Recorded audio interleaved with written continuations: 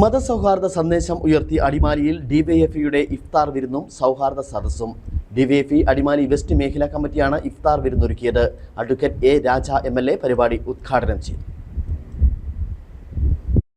ഓരോ ആഘോഷങ്ങളും മതനിരപേക്ഷതയുടെയും സൗഹാർദ്ദത്തിൻ്റെയും കൂടിച്ചേരലുകളാക്കി മാറ്റുക എന്ന ലക്ഷ്യത്തോടെയായിരുന്നു മതസൗഹാർദ്ദ സന്ദേശമുയർത്തി അടിമാലിയിൽ ഡിവൈഎഫ്ഐ ഇഫ്താർ വിരുന്നും സൗഹൃദ സദസ്സും സംഘടിപ്പിച്ചത്. ഡിവൈഎഫ്ഐ അടിമാലി വെസ്റ്റ് മേഖലാ കമ്മിറ്റിയാണ് അടിമാലി സഫയർ ഹോട്ടൽ അങ്കണത്തിൽ ഇഫ്താർ വിരുന്നൊരുക്കിയത്.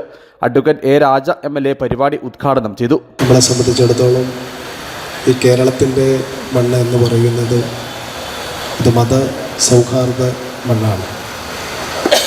ഇങ്ങനെയുള്ള ഒരു മാസത്ത് എല്ലാ വിഭാഗം ആളുകളെയും ചേർത്ത് നിർത്തിക്കൊണ്ടാണ് ഈ സൗഹൃദ സദസ്സ് സംഘടിപ്പിക്കുന്നത്. തീർച്ചയായിട്ടും ഈ കേരളത്തിൽ നമ്മുടെ സ്ഥാനമെന്ന് പറയുന്നത് മാനവികതയ്ക്ക് ഉയർന്ന സ്ഥാനമാണ് നൽകിക്കൊണ്ടിരിക്കുന്നത്. ഡിവൈഎഫ്ഐ മേഖലാ പ്രസിഡന്റ് KA ഹാരിസ് അധ്യക്ഷനായി.